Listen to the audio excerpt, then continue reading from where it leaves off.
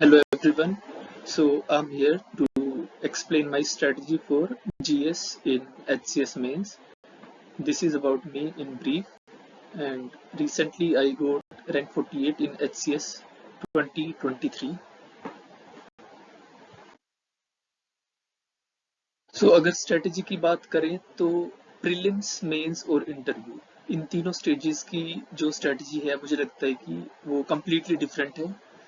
और इस current video में मैं बात करूंगा book list for GS and current affairs, both for prelims as well as mains.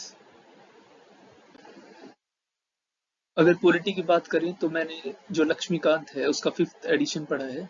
ये बुक मुझे लगता है कि कॉम्प्रिहेंसिवली कवर कर देती है पॉलिटिकल साइंस को, और अगर इस बुक को पढ़ लें तो हमें 6 to 12th की एनसीईआरटी की पढ़ने की जरूरत है नहीं। मैंने नहीं पढ़ी थी, so I won't recommend NCERTs for political science. Geography की अगर बात करें तो अगर हम 11th और 12th की एनसीईआरटी कर लें तो हमें 6 to 10th की पढ़ने की जरूरत नहीं है।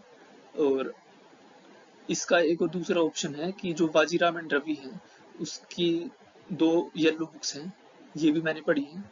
लेकिन इन दोनों में से अगर हम कोई भी एक कर लें तो आई थिंक वो सफिशिएंट है। एनसीईआरटीज टोटल 4 हैं और जो ये येलो बुक्स हैं ये 2 हैं। तो इन दोनों में से अगर हम एक सोर्स कर लें तो that is well and good. Apart from that, there are lectures of Mrunal IAS for geography. They are freely available on YouTube. और उनकी पीपीटी भी है जो गूगल पे मिल जाती है फ्री में। सो ये एडिशनल इंफॉर्मेशन प्रोवाइड कराती है हमें फॉर ज्योग्राफी, और बड़े अच्छे इसमें डायग्राम्स यूज किए गए हैं जिससे मेमोरी बिल्ड होती है और चीजें याद रखने में आसानी होती है इन ज्योग्राफी।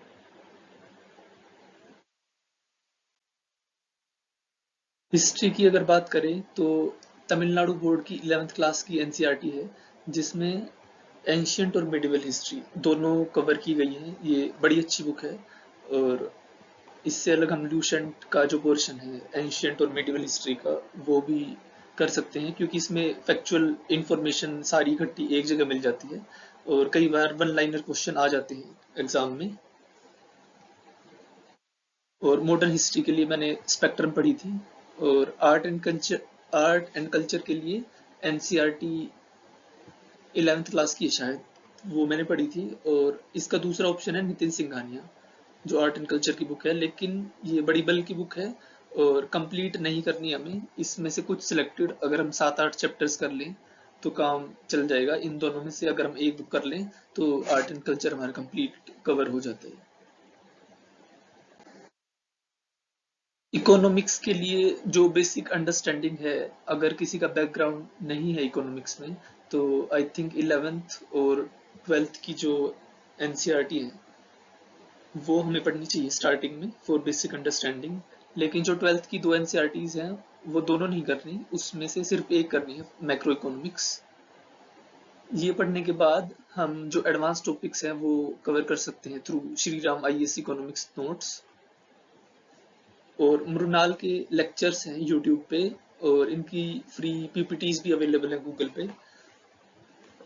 ये मैंने कंप्लीट नहीं की थी। इसके जो पहले 4 पिलर हैं प्रीलिम्स के लिए वो इम्पोर्टेंट है जो मैंने वीडियोस के थ्रू कवर किया था। एनवायरनमेंट की अगर बात करें तो शंकर आईएएस या पीएमएफ आईएएस ये दोनों ही बुक अच्छी हैं, इसमें से कोई भी एक हम कर सकते हैं।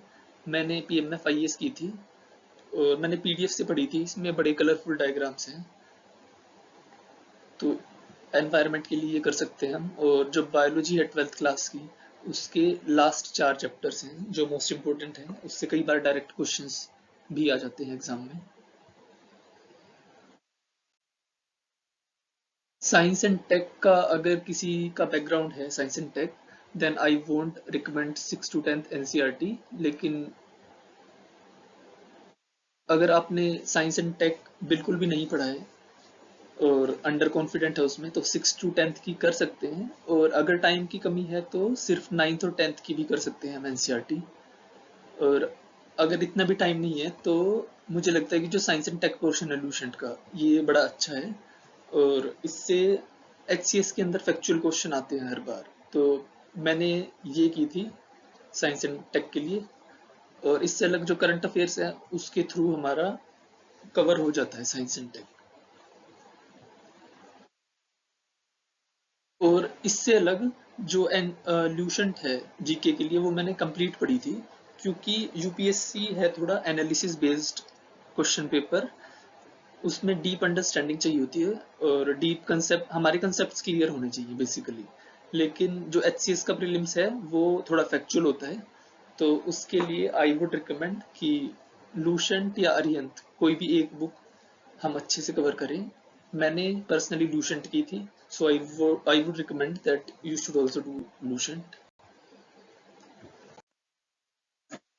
अगर हम करंट अफेयर्स की बात करें तो कई बार कैंडिडेट्स क्या गलती करते हैं कि वो दिन में 5 घंटे या 4 घंटे करंट अफेयर्स पढ़ने में लगा देते हैं।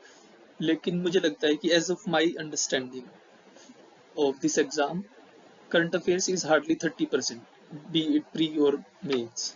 सो अकॉर्डिंगली हमें मैक्सिमम 30% टाइम देना चाहिए करंट अफेयर्स को। और जो बाकी 70% टाइम है उसमें हम स्टैटिक पढ़ सकते हैं और उसका रिवीजन करके टेस्ट सीरीज दे सकते हैं। न्यूज़पेपर द हिंदू या फिर इंडियन एक्सप्रेस, इसमें से कोई भी एक फॉलो कर सकते हो आप। पर्सनली मैंने द हिंदू पढ़ा है रेगुलरली। और इससे अलग मुझे लगता है कि मंथली मैगजीन पढ़नी जरूरी है, या हम विजन आईएएस की पढ़ लें या फिर इनसाइट्स आईएएस की। स्टार्टिंग में मैंने विजन आईएएस से पढ़ा था, लेकिन इस अटेम्प्ट में मैंने शिफ्ट किया था इनसाइट्स आईएएस पे। फिर अगर हम प्रायोरिटी की बात करें मेंस में करंट अफेयर्स के लिए, तो हार्डली किसी भी एक महीने में 10 to 15 टॉपिक्स ऐसे हैं इंपॉर्टेंट जो एग्जाम में पूछे जा सकते हैं, फाइनल मेंस एग्जाम में। और अगर हम मैगजीन को उठा के देखें तो उससे हमें पता नहीं लगेगा कि कौन से इंपॉर्टेंट टॉपिक है, सब कुछ इक्वली इंपॉर्टेंट लगेगा। फिर अगर हम पता कैसे लगाएं कि कौन से टॉपिक हैं जो ज्यादा इंपॉर्टेंट हैं, वो पता लगेगा हमें न्यूज़पेपर से। because such important topics they keep happening and keep happening, and newspaper covers them thoroughly for 7 days or 10 days. अगर मैं एग्जांपल दूं, जैसे चंद्रयान मिशन था तो उसमें कंटिन्यूअसली न्यूज़पेपर में हर दिन कोई ना कोई आर्टिकल होता था। तो ऐसे टॉपिक्स हैं जो इम्पोर्टेंट हो जाते हैं। सो उसके लिए हमें करना क्या है कि एक A4 साइज शीट लेनी है और मेंस के लिए मैगजीन से और न्यूज़पेपर से कलेक्ट करके जो भी इंफॉर्मेशन है वो हमें समराइज करनी है मेंस के लिए, सिर्फ एक A4 साइज शीट पे।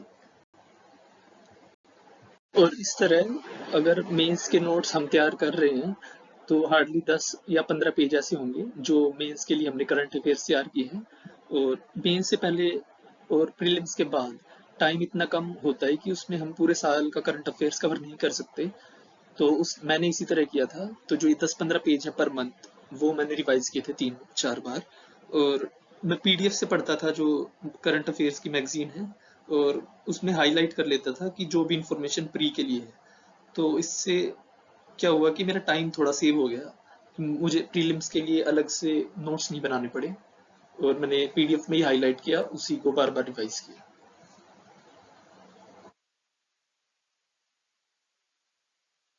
अगर प्रीलिम स्पेसिफिक मैं कुछ बात करूं तो वो होगा कि जो लूसेंट की जीके की बुक है उसमें सारी फैक्चुअल इन्फॉर्मेशन होती है, और कई बार बहुत सारे क्वेश्चन हैं ऐसे फैक्चुअल एग्जाम में आ जाते हैं।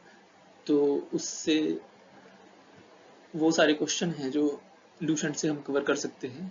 इससे अलग एक और लूसेंट की बुक है एमसीक्यू टाइप, जिसमें प्रीवियस ईयर क्वेश्चंस होते हैं वेरियस एग्जाम्स के, यूपीएससी के, यूपीपीएससी और बीपीएससी।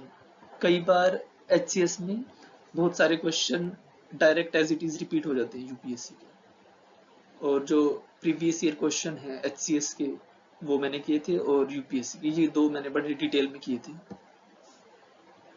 अगर आपके पास टाइम कम है तो आप प्रायोरिटाइज कर सकते हैं कि एचसीएस और यूपीएससी के जो लास्ट 10 years के क्वेश्चन हैं उनको आप सोल्व कर सकते हो।